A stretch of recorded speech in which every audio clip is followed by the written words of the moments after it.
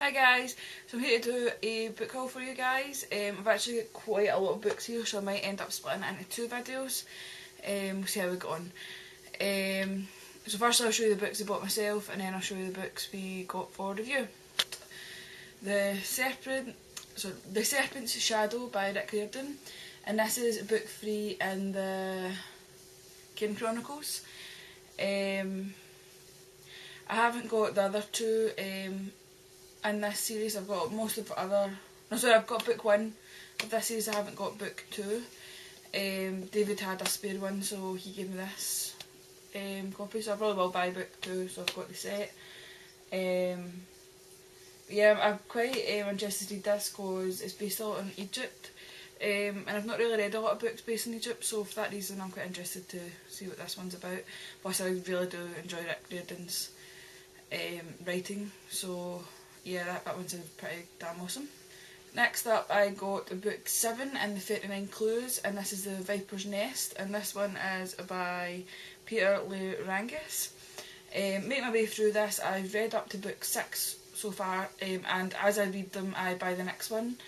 There's 10 in the series, and so far I really enjoy them. I tend to pick these books up when I'm in a bit of a book funk, because I always find to bring me out of them because they're simple to follow, they're short, and they're quite fast paced as well. And although it's not really a young adult book as such, it's more maybe middle grade, I really enjoy them, and I will finish the series because I want to know what happens at the end. And I really enjoy, they give you like a lot of information in them about different countries and cities, and for that I really enjoy as well. Since reading these books I've got a lot of places I want to visit now, so yeah, these books may seem juvenile but they're actually really good. Next up I got Insurgent by Veronica Roth.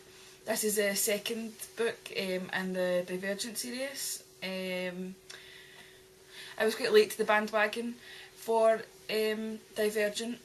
I only read it this year, most people read it last, and I'm quite glad for one reason I read it this year because I didn't have to wait as long for this one, because oh my god, it is absolutely amazing. Like, out of this world amazing, just absolutely loved it. I completely understand why now it was last year's Goodreads book of the year. No wonder it was amazing. The only thing I'm really disappointed about with this is the cover. Divergent is a different cover, and to be quite honest I preferred the Divergent cover. Like, I don't understand why they changed this. I mean, they've now got the Divergent cover to match, I don't know if you can see it there, but I'm not going to go out and buy that cover when I've already got the other one which I prefer. But then at the same time I hate my books not matching, so I hate when publishers and companies do that, where they change the covers, especially when it was a perfectly decent cover to start with. So I'm quite annoyed about that, but I'm really interested to see where Triss's story goes, because it kind of left off pretty damn awesome. So next up I got Ripper by Amy Carol Reeves, and this is a Jack the Ripper retelling. This one I actually didn't realise when I bought it how much it basically sounds very... You've seen that film From Hell, the one with Johnny Depp in it. I absolutely love Johnny Depp, so I've seen the film lots of times, plus I love anything Jack the Ripper, it really interests me. And when I read the back of this, it basically sounds as if this book is based on the film, other than it being a story. I mean, I could be totally wrong when I read it, but so far that's what it sounds like. So I love the film a lot, so I probably will enjoy the book for that reason, but I just was looking for maybe a different twist. But I've not read it yet, so I can't say. It just sounds the way it does from the back of the book. It sounds very like what we see in that film. But again, I might need to eat more words. So I'm going to pick it up soon to see if that's the case. Next up, I got Misery by Stephen King. Got this as part of the World Book Night. Not a huge Stephen King fan, so I will probably just give this to my dad.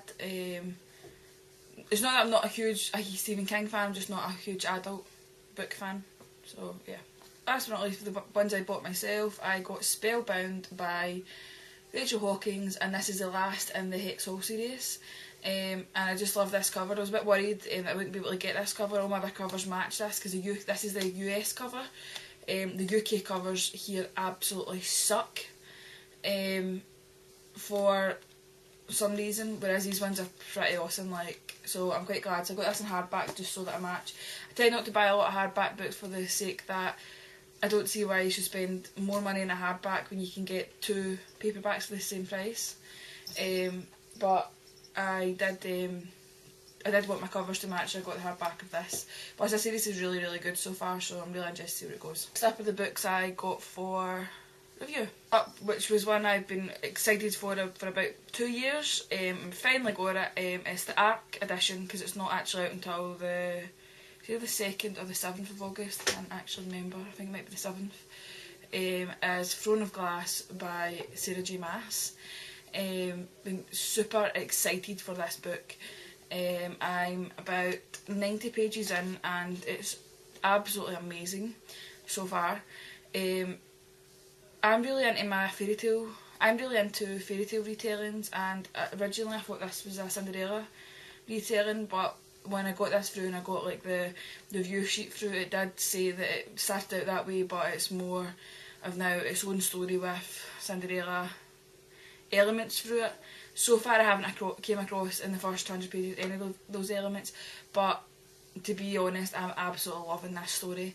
I've been in a bit of a book funk lately, and this has totally brought me out. Like, the writing's, I mean, it's like this is like 400 pages and the writing's really small in the book.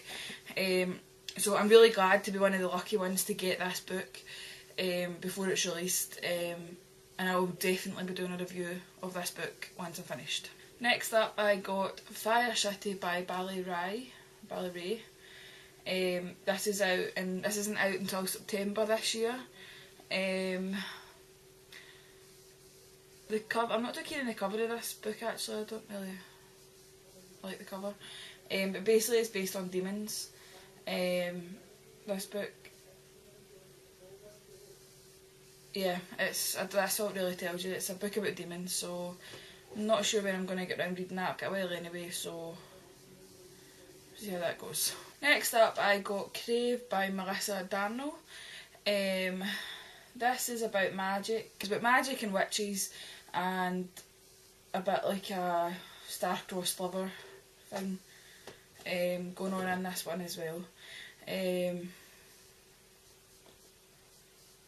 But it's yeah, so I don't really know much more about it, to be honest. Next up I got Adorkable by Sarah Manning. This really isn't something I would tend to read. Luckily I have a few other reviewers on the site who got it as well and have read it, so I'm quite glad that I won't have to read it. And the bloggers on the site have gave like really high ratings, so I mean that's good. It's just not my cup of tea. It's basically about a blogger, a dreamer, a dare to dreamer, a jumble sale queen, CEO of her own lifestyle brand, and has 500,000 followers on Twitter. And then as a star, that was a girl. The guy is a star of school, stage and playing field, a gold boy, and Jack Wells, who they have nothing in common but a pair of cheating exes, so why can't they stop snogging?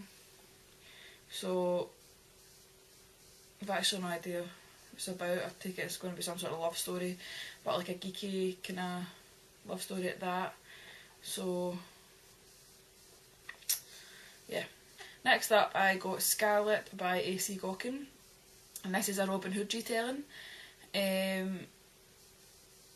It's based on Will Scarlet, who was one of the Robin Hood's band of thieves, and this version is saying that basically she was a girl.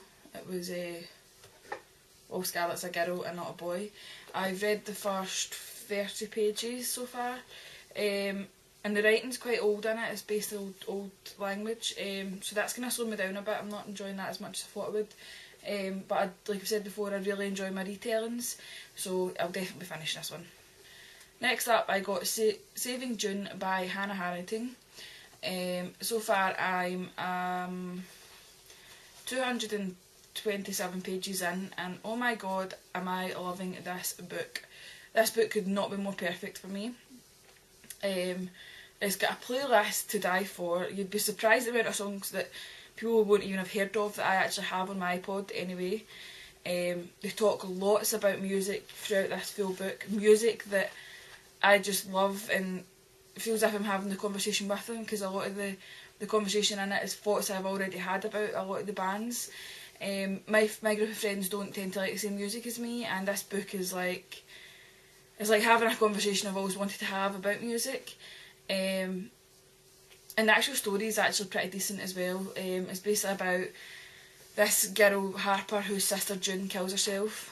And it's basically like she take Harper and her friend and this guy that she meets, who seems to know June, who she didn't know about, take a road trip to scatter the sister's ashes. And on the way, it's got really cool playlists. I mean, the book's got actual playlists on it that there's only maybe a few songs on it that I didn't have, which I've downloaded now. There's a few bands actually discussing it I hadn't heard of, and basically I fell in love with over the last few weeks. And just, this book is absolutely amazing. I hadn't heard of it. It was David requested it for me on the site, and I'm so glad he did, because it couldn't have been more right. It is so up my street, it's unbelievable. So far, I'm not even finished, and it's 5 out of 5 so far. Amazing. If you haven't read this and you're into indie music or old school music or any kind of music, and maybe you want a different kind of music, then this book, pick it up, because it is absolutely outstanding. Next up, I got A Million Suns by Beth Revis. This is the second in the Across the Universe series. Read the first one, wasn't a huge fan of the first one. Not that it wasn't good, it just wasn't entirely my cup of tea. But for some reason everybody seems to just love these books. And I'm interested to see where it goes. I mean, I didn't not like the first one, I just didn't like it as much as I think other people enjoyed it. I don't know why that was, because I really, really do enjoy dystopian books, so I've no idea why that was, but I'll definitely be finishing this series. Next up, I got Earthfall by Mark Walden. This is a dystopian novel, which basically it says, they are coming. If you are caught, you will not return. If you escape, they will hunt you down. The past is dead. You are the future. If life on Earth is to survive, you must not be captured. Get ready to run. Everything depends on you. Prepare for Earthfall. So, I got this one for review because I'm really into dystopian novels, so at some point I will be giving this a go. Last but not least, which is a book that I was going to buy anyway, but since we got it for review, that was just like a bonus. And it is by one of my favourite authors, and it's City of Lost Souls by Cassandra Clare. This is the fifth in the Mortal Instrument series.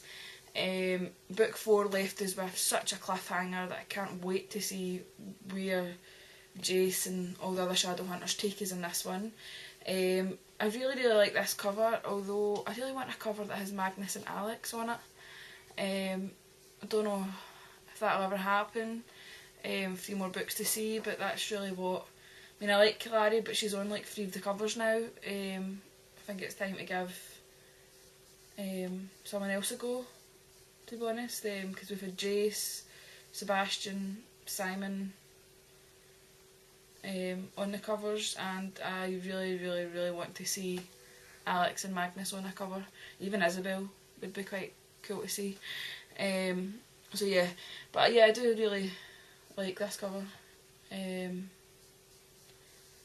Yeah, so can't wait to see where that goes. So thanks for watching, guys, and I'll see you soon in another haul.